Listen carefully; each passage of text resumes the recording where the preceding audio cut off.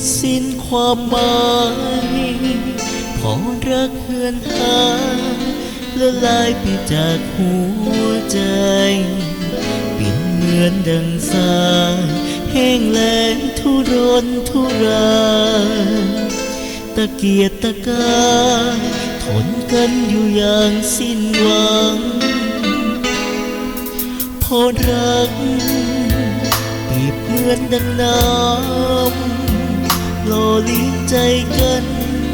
รักทำให้ความร้อนคายแต่รักจากเธอสาดสานรุนแรงทำลายใจก็คงคลายดังสายถูกน้ำเสาะพัง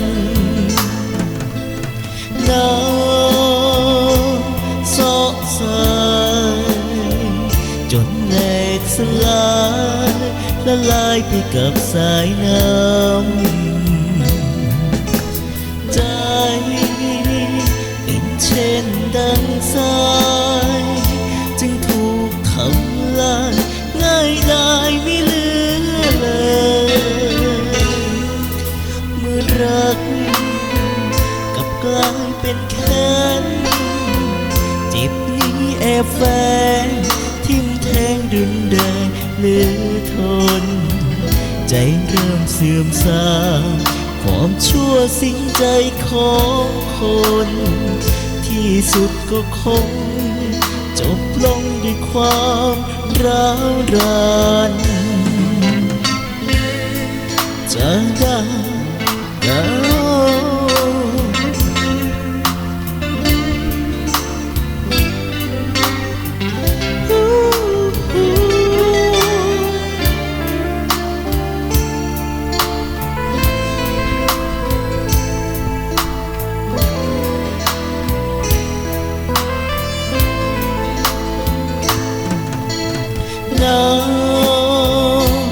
เสาะสายจนแหลกสลายละลายไปกับสายน้ำใจเป็นเช่นดังสายจึงถูกทำลายง่ายดายไม่เหลือเลยเมื่อรักกับกลายเป็นแค้นเจ็บนี้แอบแฝง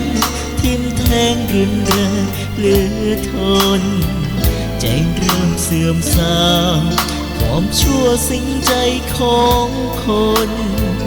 ที่สุดก็คงจบลงด้วยความร้าวรานที่สุดก็คงจบลงด้วยความร้าวราน